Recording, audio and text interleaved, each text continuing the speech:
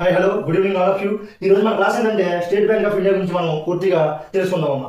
అసలు state bank of India ఎప్పుడు ఏర్పడిందంటే 1955 సంవత్సరం జూలై 1వ తారీఖున స్టేట్ బ్యాంక్ ముంబై ప్రధాన కార్యాలయంగా ఏర్పడిందమ్మా. ఈ స్టేట్ బ్యాంక్ అంటే ముందు 1806 సంవత్సరంలోని బ్యాంక్ ఆఫ్ కలకత్తా అనే ఒక ప్రెసిడెన్షియల్ బ్యాంక్ ఏర్పడిందమ్మా.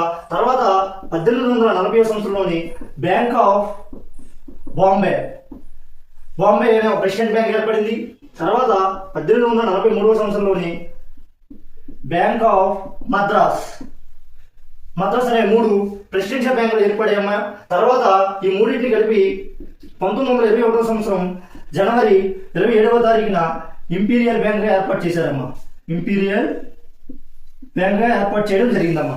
తర్వాత ఈ 1921 సంవత్సరంలో ఏర్పడిన ఇంపీరియల్ బ్యాంక్ జాతీయం చేసి 1955 జూలై 1వ తారీఖున ఎస్బీఐ స్టేట్ బ్యాంక్ ఆఫ్ ఇండియాగా ఏర్పాటు చేశారమ్మా. ఈ స్టేట్ బ్యాంక్ ఆఫ్ ఇండియా ఏర్పడినప్పుడు దీని యొక్క మొదటి చైర్మన్ ఎవరంటే జాన్ మత్తాయ్ అమ్మ. తర్వాత ఈ స్టేట్ బ్యాంక్ కి మొట్టమొదటి మహిళా చైర్మన్ ఎవరంటే అరుంధతి భట్టాచార్య